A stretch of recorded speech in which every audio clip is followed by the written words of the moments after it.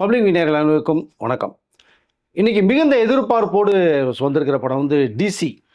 Devadas and Chandra. Lokesh Kanagaraj வந்து first வந்து hero நடிச்சிருக்காங்க. இது முன்னாடி பார்த்தீங்கன்னா 6 படத்தை டைரக்ட் பண்ணியிருக்காரு. 6 படமே இப்போ பார்த்தீங்கன்னா கிட்டத்தட்ட எல்லாமே பாக்ஸ் ஆஃபீஸ் ஹிட். ஃபெயிலியர்ங்கிறது அவருடைய ஹிஸ்ட்ரியிலே இல்லைன்னு நினைக்கிறேன். கிட்டத்தட்ட இந்த ஃபெயிலியர்ங்கிற வார்த்தைக்கும் இங்கே இடம் இல்லைன்னு நினைக்கிறேன். ஸோ டிசி படம். ஏன்னா இன்னைக்கு என்ன தேவைங்கிறத அந்த ஜென்சி கிட்டுக்கு ஏற்றது மாதிரி ஒரு படம் பண்ணியிருக்காரு. ஸோ தியேட்டரில் பார்த்தோம்னா பூரா பொண்ணுங்களாம் எல்லாம் 20 வயசு 20 பொண்ணுங்க பசங்க தான் எல்லா பேரும். ரொம்ப ரசித்து நான் பார்க்க முடிஞ்சது எனக்கு. ஏன்னா ஒரு படம் வந்து தியேட்டரில் போய் பார்த்தா தான் ஸோ ஆடியன்ஸோட பார்க்கும்போது தான் அதனுடைய படத்தினுடைய குவாலிட்டி எங்கே நம்ம சிரிக்க முடியும், ரசிக்க முடியும், விசிலடிக்க முடியும் தான் நம்ம வந்து நிறைய படங்கள் உணர்ந்திருக்கேன். அதில் முக்கியமாக இன்றைக்கி வந்து ஸோ டிசி படத்தில் பார்க்க முடிஞ்சது. இப்போது நான் வந்து இந்த டிசி படத்தோட ஒன்லைன்குள்ளே போகலான்னு நினைக்கிறேன். தலைவாசல் விஜய், ஸோ அந்த கேங்கில் இருக்கிற ஹீரோ லோகேஷ் கனகராஜ், ஸோ அவரோட இருக்கிற ஒரு 4 ஃப்ரெண்ட்ஸ். ஒரு கட்டத்துக்கு மேலே பார்த்தோம்னா போலீஸ் வந்து ஜீப்பில் வந்து துப்பாக்கியில் ஏந்திட்டு ஸோ இடத்த கிராஸ் பண்ணும்போது இதை தெரிஞ்சுக்கிட்ட லோகேஷ் கேங் வந்து நேராக முகமுடி போட்டு வந்து அந்த போலீஸ் வேனை ஸோ வெடிகுண்டு வெடித்து வச்சுட்டு அந்த துப்பாக்கியில் பூரா கடத்திட்டு போயிடுறாங்க. அப்படியே கட் பண்ணிங்க அப்படின்னா ஒரு ஃபேமிலி வந்து தன் குழந்தைய படிக்க வைக்கணுங்கிறதுக்காக இருக்கிற சொத்தெல்லாம் விற்றுட்டு ஒரு 7 லட்சம் ரூபா பணத்தை மடியில் கட்டிட்டு அந்த இடத்த கிராஸ் பண்ணும்போது அங்கே ஒரு காவல்துறை வந்து ஆஃபீஸர் வந்து அவரை மடக்கி பண்ணி இதில் என்ன வச்சுருக்கும் போது நான் பணம் வச்சுருக்கேன் 7 லட்சம் ரூபா, ஸோ குழந்தை படிப்புக்கு எடுத்துகிட்டு போகிறங்கும் போது அவருக்கு மைண்டு பாருங்கள், ஒரு காவல்துறை ஆஃபீஸருக்கு அந்த பணத்தை அவர் அடிச்சுட்டு அவனை வந்து மர்டர் பண்ணி தூக்கி போட்டுறாங்க. இதை பார்த்துட்டு அவங்க மனைவியும் அந்த குழந்தையும் கதறாங்க, அவங்க அப்பா கதறாரு. வேறு ஒன்றுமே பண்ண முடியல, போலீஸே பண்ணால் என்ன பண்ணுன்னு சொல்லி ஹீரோ லோகேஷ் கனகராஜ்கிட்ட வந்து இந்த மாதிரி நடந்த விஷயத்த சொல்கிறாங்க. அங்கே ரொம்ப ரொம்ப எமோஷனலான வந்து அந்த ஹீரோ லோகேஷ் என்ன பண்ணுறார் போலீஸை அப்படின்னு அடுத்த சீன் கட் பண்ணோம்னா அந்த போலீஸை போட்டு தள்ளிடுறார். இதுக்கு மேலே போலீஸுக்கும் லோகேஷுக்கும் பயங்கர மோதல் உருவாது. இது அப்படியே ஃபுல்லாக ஸ்க்ரீன் பிளே திருச்சி விட்ருக்காங்க படம் ஃபுல்லாகவே. கடைசியில் போலீஸ் ஜெயிச்சதா ஹீரோ ஜெயிச்சாங்களா, இதான் கதை. ஸோ இது ஒன்லைனாக எடுத்துங்க. நீங்கள் குறிப்பாக சொல்லணும்னா லோகேஷ் கனகராஜ் த ஃபஸ்ட்டு படம் ஆக்சுவலாக சொல்ல போனால் எனக்கு வந்து ஒரு நல்ல கதையை, ஏன்னா அவர் வந்து டைரக்டராக நிறைய ஜெயிச்சிட்டார், எல்லா ஸ்டாரையும் வச்சு சூப்பர் டூப்பர் கொடுத்துட்டார். இந்த படத்தை ஹிட் பண்ணணும், பட் அவருக்கு ஏற்ற ஒரு கதையை உருவாக்கியிருக்கார்.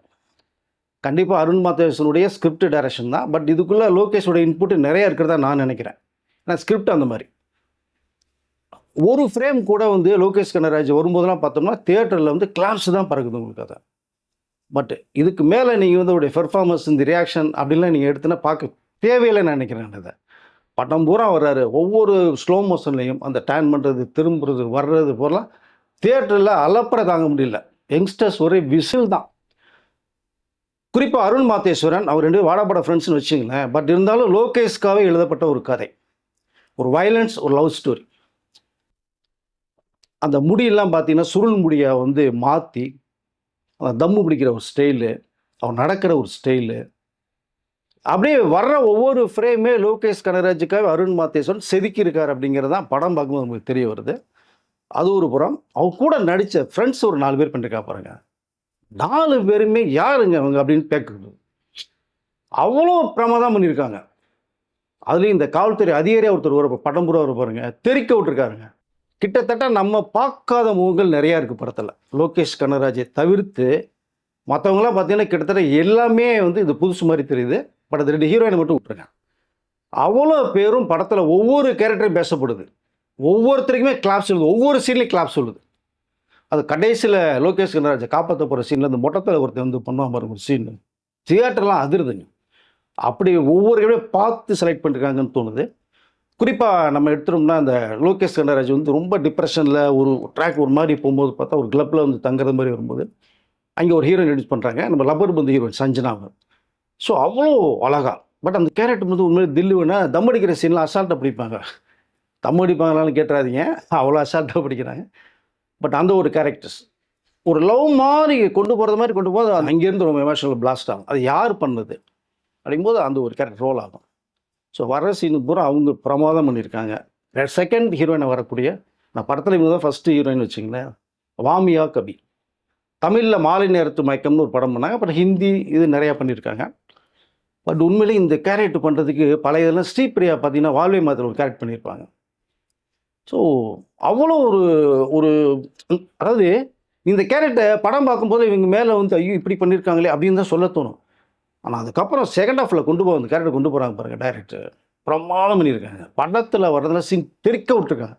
இல்லை குறிப்பாக இந்த சஞ்சனாவும் இந்த வாமியா கவியும் பார்த்தீங்கன்னா ஃபேஸ் ஒரே மாதிரி இருக்கும். நீங்கள் பார்த்தா இந்த காஸ்டியூமு சாரீ இது அந்த பொட்டு வைக்கிறது அது லிப்ஸ்டிக்கு அந்த ஐப்ரோ பார்த்தீங்கன்னா ஒரே மாதிரி கட்டப்பில் கொண்டு போயிருப்பாங்க. அந்த இன்டர்கட்டில் பார்க்கும்போதெல்லாம் சஞ்சனா இது ஃப்ரேம் மாற்றி மாற்றி காமிக்கிற ஷாட்லாம் ரொம்ப எக்ஸலண்ட்டாக இருக்கும் உங்களுக்கு அதை. ஸோ வாமியா கஃபி நீ சொல்லவே வேண்டாம். அந்த போலீஸ் ஸ்டேஷனில் ஒரு சீன்லாம் வந்து லோகேஷ் கனராஜே கிராஸ் பண்ணிட்டு போகிற மாதிரி சீன் வச்சுருப்பாங்க ஸ்க்ரீன் பிள்ளை. தெறிக்க விட்டாங்க உங்களுக்கு. அதான் எண்டில் நம்ம கண்ணிலே அப்படியே ஒரு சிம்பத்தியை கொண்ட மாதிரி ஒரு சீனை முடிச்சிருப்பாங்க படத்தில். ஸோ அந்த கேரக்டர் மேலே அவங்க ஒரு பக்கம். ஸோ தலைவாஸ் விஜய் ஒரு கேங்ஸ்டருடைய தலைவனாக வர்றாரு. பட் வர்ற சீன் பிரமாதம் பண்ணியிருக்காரு. அவர் அவ்வளோ கொடுத்ததை சிறப்பாக பண்ணியிருக்காரு. நண்பர்கள் சொல்லிட்டேன் நான் இதை. இதில் முக்கியமாக நம்ம கொண்டு போகணும் அப்படின்னு பார்த்தீங்கன்னா அனிருத் சொல்லவே வேணாம். படத்தில் 3 ஹீரோ என்னை பொறுத்த மட்டும். ஒன்று லோகேஷ் கனராஜ் விட்டுருங்க, மெயின் ஹீரோ அனிருத்னு சொல்லுவேன் நான். மனுஷன் பிஜிஎம்லாம் படத்தில் அந்த இன்ட்ரோல் பிளாக்லாம் பார்த்தீங்கன்னா எப்படி ஜெயிலரில் இன்ட்ரோல் பிளாக் எப்படி தெறிக்க விட்டோம் நம்ம பேசுனாங்க எல்லா பேருமே, அதெல்லாம் தூக்கி சாப்பிட்ற அளவுக்கு பண்ணியிருக்காரு. அந்த இன்ட்ரோல் பிளாக் வரும்போது பார்த்தீங்கன்னா ஆரம்பத்துலேருந்து ஒரு பிஜிஎம் கொண்டுகிட்டே இருப்பார் உங்களுக்கு எங்கே சேர்க்கலான்னு சொல்லி. இன்ட்ரோல் பிளாக் வரும்போது அது கொண்டு வந்து திருப்பி பாருங்க, ஐயோ கேட்கவே வேணாங்க. நிமிர்ந்து உட்கார வச்சிட்டார் இன்ட்ரோல் பிளாக்லாம். அப்படி ஒரு பிரமாதமான ஒரு ஃபைன் சீக்வன்ஸ் வந்து ஒரு சீன் அமைச்சிருக்காரு. அந்த கிளப்பில் சிங்கிங் பண்ணுறப்பெல்லாம் பார்த்தீங்கன்னா அந்த ரேப் பாடல் ஒரு இங்கிலீஷ் சாங் தான் ஃபுல்லாக மெலோடியாக பண்ணிருப்பாங்க. ரிப்பீட்டாக கேட்குறதுக்கு வரும். அது நிறைய பேர் புரியாது, ஆனால் சாங்கு கேட்கணும்னு தோணும் உங்களுக்கு. நீங்கள் ஹாலிவுட் ஸ்டைலில் ஒரு தமிழ் படம் பண்ணியிருக்காங்க சுருக்கமாக சொல்ல போனால். அப்போ நீங்கள் பழைய படம்லாம் இங்கிலீஷ் படம் பார்த்தீங்க அப்படின்னா அந்த கிளப்பில் போகும்போதெல்லாம் ஒரு பேக்ரவுண்டில் ஒரு இங்கிலீஷ் பாட்டு ஓடிக்கிட்டே இருக்கும். ஸோ அந்த ஒரு பேட்டர்னில் இது ஒன்று பண்ணியிருப்பாங்க. பிரமாதமாக இருக்குது பிஜிஎம்லாம். அதாவது என்ன சொல்கிறேனே வார்த்தையே இல்லை. அதான் சொல்லுங்களா, அவர் ஒரு ஹீரோ. இன்னொரு ஹீரோ ஸ்டன் மாஸ்டர். என்ன ஃபைட்டுங்க. லோகேஷ் கனராஜுக்கு மிகப்பெரிய பேக் பண்ண 2 பேர் இருக்காங்க. ஒன்று அனிருத், ஒன்று ஸ்டன் மாஸ்டர். ஒன்று ஸ்டண்டெல்லாம் படத்தில் அட்டகாசம். என்ன ஒன்று வயலன்ஸ் அதிகமாக இருக்கே தவிர நம்ம அதுக்குள்ளே உட்கார வச்சிடறாரு ஸ்டன் மாஸ்டர். இன்ட்ரோல் பேக் சொன்னேன், இந்த போலீஸ் ஸ்டேஷனில் அடிக்கிற ஒரு இது ஒன்று, கிளைமாக்ஸ் ஒரு ஃபைட் ஒன்று. என்ன ஃபைட்டுங்க. ஒரு ஃபைட்டை ரசிக்கும்படியாக இருக்கிறது மாதிரி பண்ண சில படங்கள் குறிப்பாக சொல்லலாம். அதில் முக்கியமான டிசி சொல்ல விரும்புகிறேன் நான். அவ்வளோ வசதெல்லாம் பண்ணியிருக்கார் ஃபைட் மாஸ்டர். அடுத்து பார்த்தீங்கன்னா கேமராமேன் கண்டிப்பாக சொல்லி அந்த சன்ரைஸ் ஷாட்டில் வந்து 2 பேரும் வாமியா கபியும் லோகேஷும் அந்த வாக் பண்ணி போகிறப்ப அங்கே ஒரு டைலாக் ஒரு சீன் வச்சு அந்த சீனோட அந்த சன்ரைஸ் ஷாட்டோட பார்த்தீங்கன்னா அந்த ஷேடோ வந்து சீஷோரில் உழுவுங்களுக்கு அதை அங்கே வாக் பண்ணி போய்ட்டு அங்கே நிற்க வச்ச ஒரு ஷாட் பண்ணியிருப்பாங்க. என்ன எக்ஸலண்ட் ஷாட்டு. ஃபுல்லாக ட்ரோன் ஷாட்டை வச்சு ஒயிட் ஷாட்டை வச்சு அந்த காரு போகிறது நைட் எஃபெக்ட் டோன் பிரமாதம் பண்ணியிருக்காரு கேமராமேன். ஸோ ஒவ்வொரு டெக்னீஷியனுமே எடிட்டிங் அந்த கட்ஸ் எல்லாம் பார்த்து எடிட்டிங் வந்து பிச்சிருக்காரு உங்களுக்கு. அதை பார்த்து பார்த்து பார்த்து ஒரு டெக்னீஷியன் ஹெல்ப் பண்ணுங்க நினைக்கிறாங்க இதை. ஸோ லோகேஷ் கனராஜ் ரொம்ப நாளாக ஒரு 2 வருஷம் இந்த படத்தை சப்ஜெக்டை லோகேஷ் தான் ஹீரோ பண்ண சொல்லி அருண் மாத்தேசன் சொன்ன ஒரு ஸோ அவர் வந்து பேசுகிற ஒரு விஷயமும் இருக்குது. பட் ஒருத்தவள் லோகேஷ்காக ஏற்ற ஒரு ஸ்கிரிப்டை வந்து அருண் மாத்தேஸ்வரன் ரெடி பண்ணியிருக்காங்க. லோகேஷும் சும்மா கூடாது. அவர் சிரிப்பு வரல, அழுக வரல, அப்புறம் பெர்ஃபார்மன்ஸ்லாம் இதில் காமிக்க முடியாது. ஃபஸ்ட்டு படம் அவருக்கு அவர் டாப் ஹீரோவை காமிக்க வச்சார். நீ பார்த்துருப்பீங்க 6 படம்.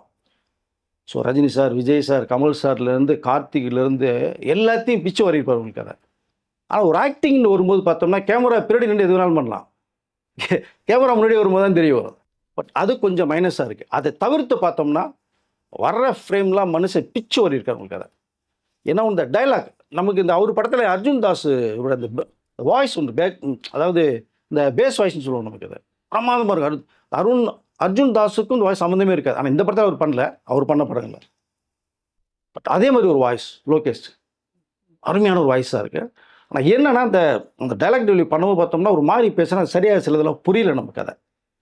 பட் படத்தில் ரொம்ப ஹைலைட்ஸாக எடுத்துகிட்டு போது இன்ட்ரோல் பேக் நம்ம சொன்னேன், போலீஸ் ஏஜென்ட் ஃபைட் சொன்னேன், பிஜிஎம் சொல்லியிருக்கேன், கிளைமாக்ஸ் ஃபைட் ஒன்று. இதை இந்த சீன் எண்டு எப்படி முடிச்சிருக்கேன் நான் அதை சொல்ல மாட்டேன், படம் பார்த்து தெரிஞ்சுக்கினீங்க. பிரமாதமான ஒரு எண்டு கொடுத்துருக்கேன், எதிர்பார்க்காத ஒரு எண்டு. அதை நம்ம நினைக்கிற எண்டு ஒரு மாதிரி இருக்கும், இப்படி தான் முடிப்பார் அப்படின்ட்டு, அது இல்லை. ஸோ வேறு மாதிரி கொண்டு போயிருக்காங்க அதெல்லாம். ஸோ குறிப்பாக அந்த வாமியா கபி தான் நம்ம மனசுலேயே நிற்கிற அந்த கேரக்டர். அதை வரும்போது பார்த்தோம்னா அந்த கேரக்டர் மேலே நமக்கு ஒரு சிம்பத்தியை கிரியேட் பண்ணிடுறாரு எண்டில். ஸோ லோகேஷுடைய ஃபாதராக நம்ம தனுஷோட அப்பா கஸ்தூரிராஜா பண்ணியிருக்காரு. ஒரு 3 சீன் தான் வர்றாரு. மென்ஷன் பண்ணியிருப்பாங்க. அது கூட நான் பார்க்கும்போது அந்த அப்பாவும் பிள்ளைக்கும் உள்ள ஒரு டேர்ம்ஸில் இருக்கும்போது பையனை கட்டி பிடிச்சி அழுதுவாரோன்னு நினச்சேன். ஆனால் அங்கே தான் டைரக்ட் டச் இருக்குது. ஸோ நான் நிற்கிற ஸ்டாண்டில் அப்படியே நான் நிற்பேன். உங்களுக்கு எனக்கு பிடிக்கலடா அப்படின்னு சொல்கிறது மாதிரி அந்த சீனை முடிச்சிருப்பேன். உண்மையிலேயே ரொம்ப எக்ஸலன்ட் சொல்லலாம் அதை. பட் சுருக்கமாக எல்லா டெக்னீஷியனும் சரி, டிசி லோகேஷோடைய ஃபஸ்ட்டு படம் மாதிரி தெரியல. பட் என்னென்னா சின்ன சின்ன லேக் நிறைய இருக்குது. லாஜிக் நீங்கள் பார்க்க முடியாது. நான் கதைன்னு எடுத்துட்டோம்னா நீங்கள் கதை இல்லாமல் இந்த படத்துக்கு பார்க்கணும், அவ்வளோதான். லாஜிக் மிஸ்டேக் கொஞ்சம் இருக்குது. பட் அதை தவிர்த்தணும். நீங்கள் ஒரு ஆக்ஷன் கமர்ஷியல் ஒரு மசாலா படத்தில் இதுக்கு மேலே நம்ம வந்து ஒரு டைரக்டர் சொல்ல முடியாது, ஒரு ஹீரோ பண்ணவும் முடியாது. அதை தவிர்த்துட்டு நீங்கள் பார்த்தீங்க அப்படின்னா அருமையான ஒரு படம், என்டர்டெயின்மெண்ட் படம். ஸோ இன்றைக்கி இருக்கிற ஜென்சி கிட்டுக்கு உள்ள ஒரு படமாக தான் லோகேஷ் பண்ணியிருக்காரு. பட் இதை தவிர்த்து அந்த நிறைய ஆசையில் இந்த ரத்தம் தெரிக்கிறது தான் கொஞ்சம் இருக்குது. பட் இருந்தாலும் பரவாயில்ல, கதைக்கு தேவையான விஷயங்கள் தான் வச்சுருக்காங்க. ஏன்னா இந்த கதையை எடுத்துடும் போது அது தேவை நமக்கு கதை. அது இல்லாமல் நீங்கள் பண்ண முடியாது. என்ன ஒன்றே ஒன்று, எப்போ பார்த்தாலும் சிகரெட் பிடிக்கிற ஷார்ட்ஸ் தான் நிறையா இருக்குது. டைலாக் கூட சிகரெட் பிடிக்கிறது அதிகமாக இருக்குது லோகேஷ்ட. அதில் ஒரு சீன் வந்து இந்த ஒரு டிரைவர் மாதிரி சொல்லுவான், அந்த சிகரெட் பாயில் தட்டிகிட்டே இருப்பேன் அப்படி லோகேஷ். ஒன்று வாயில் வை, இல்லை உள்ளே வச்சுது, அதை டொக்கு டொக்குன்னு ஏன் தட்டிக்கிட்டே இருக்கும்போது தியேட்டரே சிரிக்கும் உங்களுக்கு. அதை இப்படி நிறைய சின்ன சின்ன டைலாக் வந்து பார்த்தீங்கன்னா இந்த பிளாக் காமெடின்னு சொல்லுவோம், நெல்சன் படத்தில் இருக்குது. அது இதுலேயும் நிறையா இருக்குது உங்களுக்கு. அதை இன்னொரு விஷயத்த முக்கியமாக நான் சொல்லி ஆனதில்லை, பேனாவில் அந்த இங்கு மை சொல்லுவோம் இல்லையா, மையை போட்டு தான் பேப்பரில் எழுதுவாங்க. இதில் அருண் மாத்தேஸ்வரன் என்ன பண்ணியிருக்காருன்னா ரத்தத்தை ஃபுல் பண்ணிருக்காரு போல் இருக்கு. ரத்தத்திலே எழுதப்பட்ட ஒரு கதையாக நான் பார்க்குறேன். படம் கூட ரத்தம் தெரிக்குது உங்களுக்கு கதை. ஸோ இந்த பேட் வேர்ட்ஸ் நிறைய இருக்குது. அந்த அதாவது வாமியா கவியுடைய ஸோ கேரக்டர் அது. பட் ஏதோ ஒரு இடத்துல சொல்லிட்டு கொஞ்சம் பேர் தான் நல்லா இருந்திருக்கும். சில எல்லா கேரக்டருமே பேசுகிறது மாதிரி இருக்குது. ஆனால் இதில் என்ன எனக்கு தோணுதுன்னா, அந்த கேரக்டரை சொல்லும் பார்த்தோம்னா அந்த கேரக்டர் நமக்கு ஒரு சிம்பத்தி உருவாகுது. நான் அப்படி தான் நினைக்கிறேன் இதை. ஸோ அருமையாக செலெக்ஷனுங்க. உண்மையிலேயே வாமியா கஃபிலாம் நமக்கு ஏன் நிறைய டைரக்டர் யூஸ் பண்ணேன்னு எனக்கு தோணுது. இந்த போலீஸ் ஸ்டேஷன்லாம் ஒரு சாலை அடி போத்திட்டு உள்ளுக்குள்ளே போகும்போது நம்மளுடைய பார்வை வேறு மாதிரி இருக்கும். போய் இந்த போலீஸ் ஏதோ பண்ணுவாங்க, தப்பிக்கிறதுக்கு மாதிரி போனோம்னா இடுப்புலேருந்து 2 கன் எடுத்து அடிப்பாங்க பாருங்கள். என்ன சீன் இதோட முக்கியமான ஒரு சீனு ஹைலைட்டு. அந்த இடத்துல லோகேஷே காணா போயிடும். அந்த சீனில் கூட இருப்பார். அந்த வாமியா கஃபி வந்து காரில் போகிற ஒரு ஷாட் ஒன்றும் இல்லை. ஒரு இதில் லோகேஷுக்கு பணம் தேவைப்படும். பணம் தானே உனக்கு வேணும் அப்படின்னு சொல்லி ஈரோட்டில் ஒவ்வொரு இடத்தையா சொல்லுவாங்க. சொல்லிட்டு போயிட்டு பணத்தோடு வருவாங்க. அது என்ன பண்ணாங்க எப்படி பண்ணாங்க நீ ஸ்க்ரீனில் போய் பார்த்துங்க. அந்த ஒவ்வொரு சீனுமே தேட்டரில் தெரிக்குது உங்களுக்கு அதை. பட் உண்மையிலேயே ஸ்க்ரீன் பிளேயில் வந்து இந்த சீன் படத்தில் ஒரு 10 சீன் இருந்தால் போதுங்க படத்துடைய சக்ஸஸ்க்கு. இதில் ஏகப்பட்ட சீன் வச்சுருக்காங்க. ஸோ ஓவராலாக ஸோ டிசி படம் லோகேஷுக்கு மிகப்பெரிய ஒரு வெற்றி படமாக அமைஞ்சிருக்குங்கிறது தான் ஸோ நான் சொல்லிக்கல விரும்புகிறேன். இந்த ஹீரோயினை தயவுசெய்து டைரக்டர் மிஸ் பண்ண வாமியா கஃபியை. அருமையான ஹீரோயின் இருக்காங்க. ஸோ அருண் மாத்தேஸ்வரன் ஸோ கடந்த இதுக்கு முன்னாடி வந்து அவர் கொடுத்த 2 படங்கள் வந்து ஒரு சின்ன சர்வீஸ் செஞ்சார். பரவாயில்ல, இதில் தூக்கி நின்றால் தான் நினைக்கிறேன். இதை அனிருத் நீங்கள் இப்படி படத்துக்கு படம் மிரட்டினீங்கன்னா எந்த டைரக்டருக்கு நீங்கள் வந்து டேட் தருவீங்க, எந்த ஹீரோவுக்கு பண்ணுவீங்கன்னு எனக்கு தெரியல. மிகப்பெரிய ஒரு ப்ளஸ்ஸாக நான் பார்க்குறேன். Anirudh, stunt master, Lokesh, cameraman. So ஓவராலாக வந்து ஒரு பேக்கேஜாக ஒரு நல்ல படத்தை அழகாக ஸோ ரசிகர்களுக்கு ரசிக்க முடியாத படத்தை கொடுத்துருக்காருன்னு தான் நான் சொல்லிக்கலாம்.